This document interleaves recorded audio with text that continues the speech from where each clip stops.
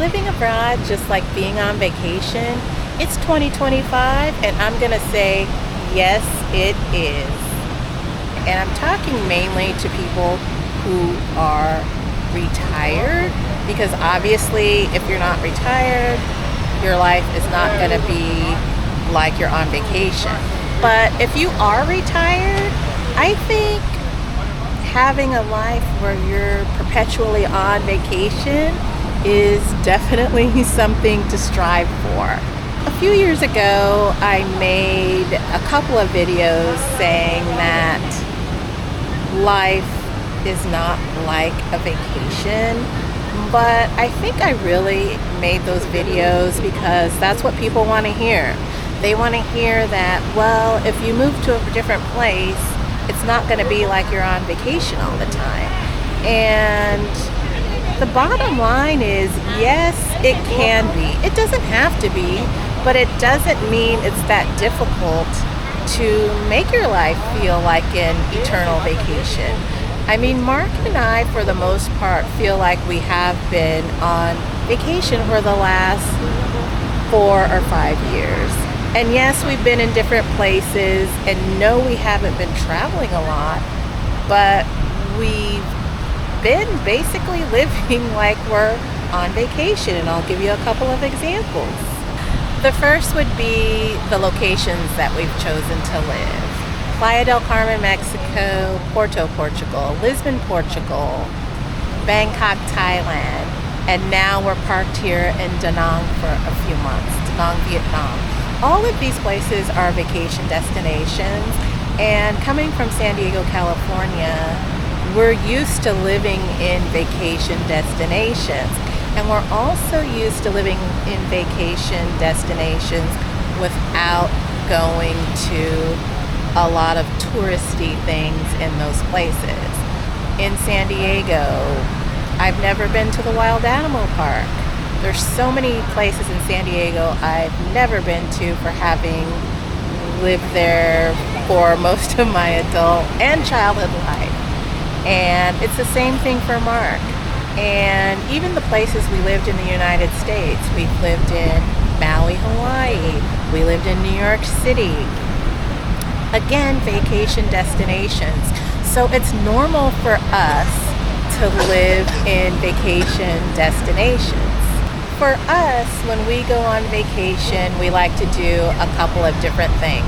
We like to see historical sites, and we like to eat, and we like to just chill and rest. So we're not the type of people that when we're on vacation, we're trying to pack in 50 things in 3 days. We're happy with just sleeping in, chilling out, having a good meal, enjoying our coffee, and maybe going on a tour or two over a week or so. When we're on vacation, we like to eat out. But in our regular life, back BC, before COVID, we ate out all the time anyway. So I've never been one to cook our meals at home, ever really, in the almost 30 years that we've been together. So eating out, ordering takeout, grabbing takeout, that's something that we've pretty much done our entire lives. So now it's no different. The second thing I want to mention regarding life being like a long vacation, especially if you're retired, is that everywhere we've pretty much lived in the tourist zones. And you know, that really goes for our hometown of San Diego as well. Most of our time we've either lived in downtown San Diego, we've lived in La Jolla area for most of our lives, and when we even bought property, we bought property up in Carlsbad, which is also known for its tourism. So living in the tourist area, even in our hometown or all of the cities that we have lived in, what you get when you live in the tourist area is you get the best infrastructure the city has to have.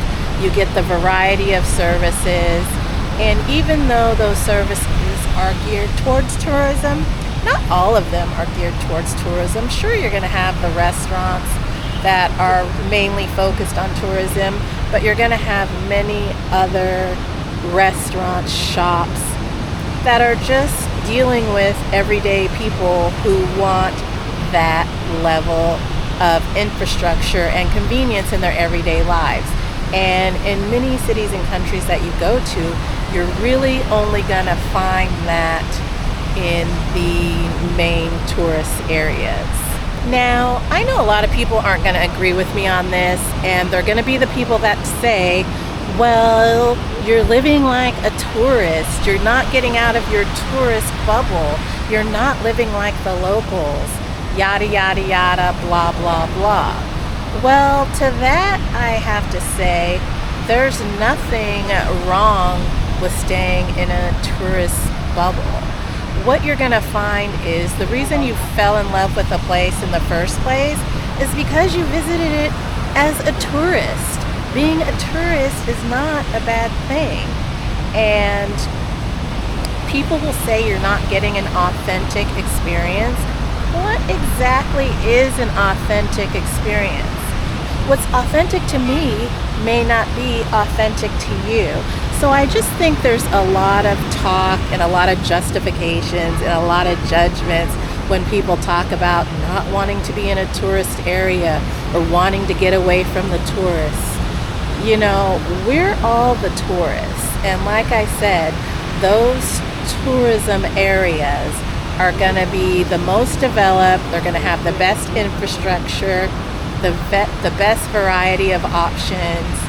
It's just something that's pretty consistent around the world. I was just watching a video about a specific city earlier today, and the person was giving the pros and cons of that city. And one of the things she mentioned was something that used to be a pro for her, but it turned into a con once she left her tourist bubble. And what she was talking about was cleanliness, the cleanliness of the city. And this is a big city. And basically, she said when she first arrived there, and she's been there for a few years, that she thought it was a very clean city. Everything was just well taken care of. But she has since moved out of the tourist area into a regular neighborhood, and she finds that the city is not as clean as she thought. Well, obviously, you're not going to have the level of services, the level of convenience, just all of the support across the big city that you're going to have in that central portion where the tourist dollars are being sent, where the local governments want to keep those areas looking nice and appealing to people all around the world because they want to continue to attract people to come to their cities to spend money on vacation. This is just really common sense, but when you stop and think about it, if you're basing your opinion of a city based on several vacations there, and then you go to that city and try to live a completely different life than you did on vacation, which happens quite a bit, obviously the results of that are going to be different. So really the key is to look at, for us, where we can live in a city center with lots of infrastructure, lots of variety, lots of convenience, all the things we like, and still feel as good about it living there over a period of time as we did traveling there on vacation. Bangkok was an easy yes for that. Bangkok really provided that for us. And really, the biggest factor of living somewhere and having it feel like a permanent vacation has to be the fact that you're no longer working.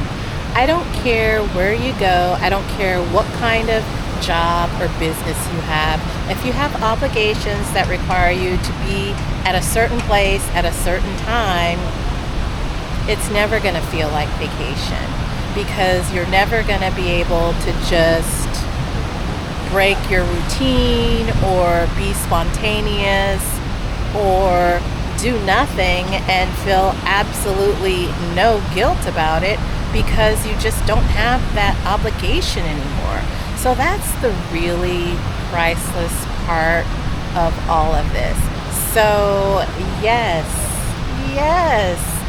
living abroad can be like being on a permanent vacation.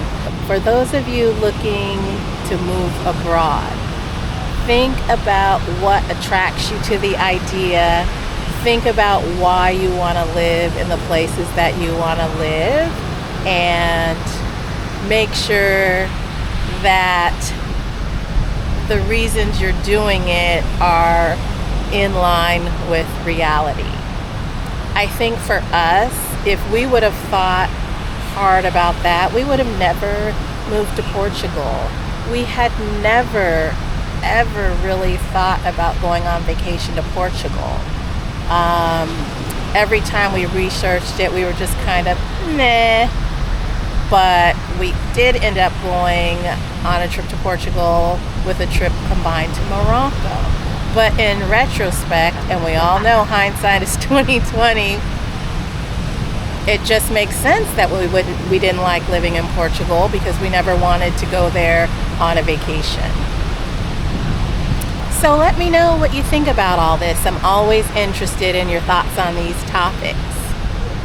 As always, thank you for watching, and I look forward to seeing you in the next video.